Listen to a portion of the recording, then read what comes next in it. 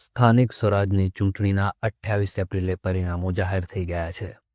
15 મનપા, 84 નગરપાલિકા, 34 જિલ્લા પંચાયત અને 260 તાલુકા પંચાયત માટે યોજાયેલી ચૂંટણીની મતગણતરી થઈ હતી.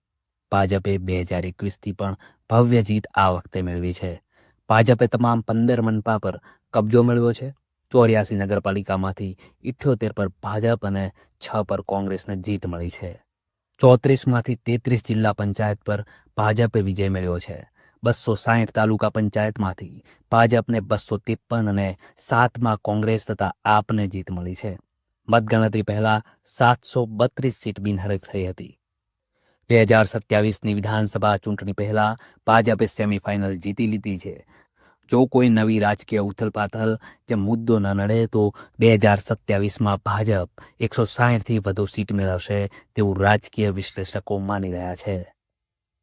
બીજી તરફ ભાજપને પોતાની ભવ્ય જીત વચ્ચે એક જોરદાર ઘા લાગ્યો છે. 70 વર્ષથી ભાજપનો જ્યાં દબદબો હતો એ ભાજપનો ગઢ ગણાતા ખાડિયામાં કોંગ્રેસની પેનલ જીતી ગઈ છે.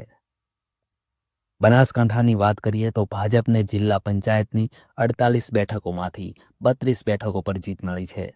જોકે કોંગ્રેસે પણ ભાજપને ટક્કર આપતા જિલ્લા પંચાયતની 16 બેઠકો પોતાના નામે કરી છે.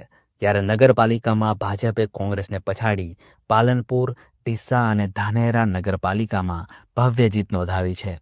બનાસકાંઠામાં કુલ 10 તાલુકા પંચાયતમાંથી 6 પર ભાજપે કબજો કર્યો છે.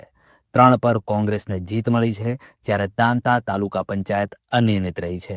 ત્યાં ભાજપ અને કોંગ્રેસ બંને 10-10 બેઠકો જીતી છે. દાંતીવાડાની ઓઢવા તાલુકા પંચાયતની સીટ પર કોંગ્રેસના ઉમેદવાર ગૌતમભાઈ મુળાભાઈ શ્રીમાળીએ ધમાકેદાર જીત મેળવી છે.